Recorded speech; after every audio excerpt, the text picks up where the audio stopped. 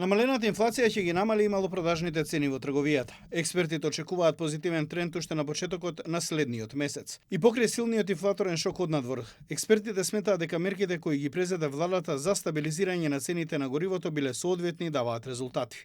За граѓаните тоа значи надеж за пониски цени, за бизнисот полесно планирање. Следен предизвик за државата е економскиот раст кој би требало да се забрза по стабилизирање на инфлацијата. Во случајов значат стабилно стопанство, предвидливи мерки и понатаму нов инвестиционен циклус, затоа што ќе има на располагање слободни парични средства кои што ќе знае дека со сигурност ќе може да ги употреби и инвестира до крајот на годината.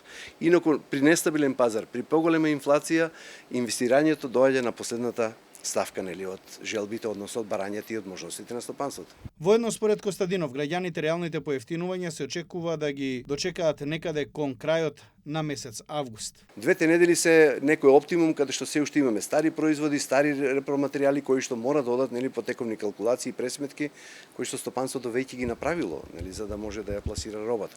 Така да овој период мислам дека ќе имаме намалување, ако продолжат овие трендови, намалување на цените и во широката потрошувачка, не во толкав обем како што потрошувачите секогаш очекуваат, меѓутоа сепак ќе има значително намалување на цените на Во вакви услови според експертите клучно е владата да се посвети на растот на економијата. Владата би требало да биде ориентирана повеќе кон инвестиционите активности, циклусите како и тие би биле добро завршени до крајот на годината.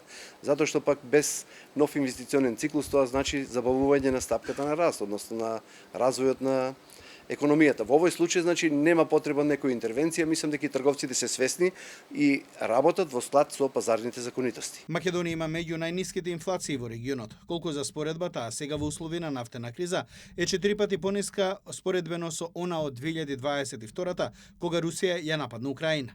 Во јуни државната статистика измери годишен пораст на трошоците за живот од 3,4% на месечно ниво, споредено со мај има дури и намалување од 0,5%.